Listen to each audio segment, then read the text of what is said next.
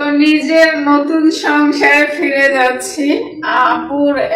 আপুর এখানে আমি হচ্ছে 1 সপ্তাহ ছিলাম। মেরা বিথি আবারও মানিকের সংসারে ফিরে যাচ্ছে, এমনই কথা বললেন নিজের মুখে তার ভিডিওতে। বললেন, আবারও চলে যাচ্ছি নতুন সংসারে।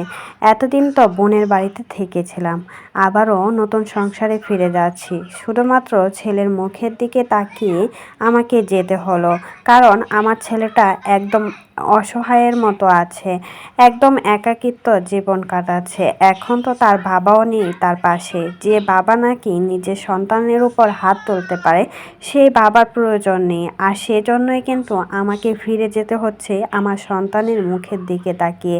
শুধুমাত্র ছেলের জন্যই নাকি আবারও মানিকের সংসারে ফিরে যাচ্ছে আজমেরা বিথি। এমন কথাই বললেন, কারণ তার ছেলেটা কিন্তু তার শ্বশুর বাড়িতে রয়েছে আর মেয়েটাকে নিয়ে আসছিল আজমেরা বিথি।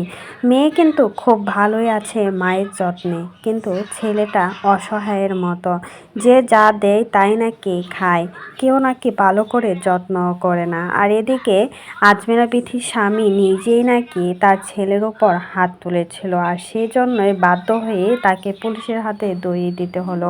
আর এদিকে ছেলেটার এখন আর কেউ নেই, আর সেজন্য আজমেরা বিথি আবারও চলে যাচ্ছে তার শ্বশুর বাড়িতে, মানে মানিকের সংসারে, ছেলের মুখের দিকে তাকিয়ে।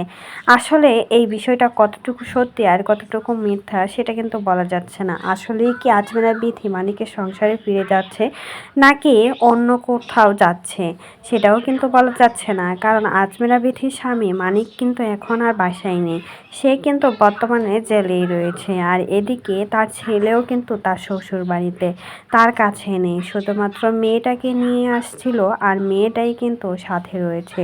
তবে আজমেরা বিথি যা বলেছি সব সত্যিই ছিল, আর এটাই হচ্ছে তার প্রমাণ।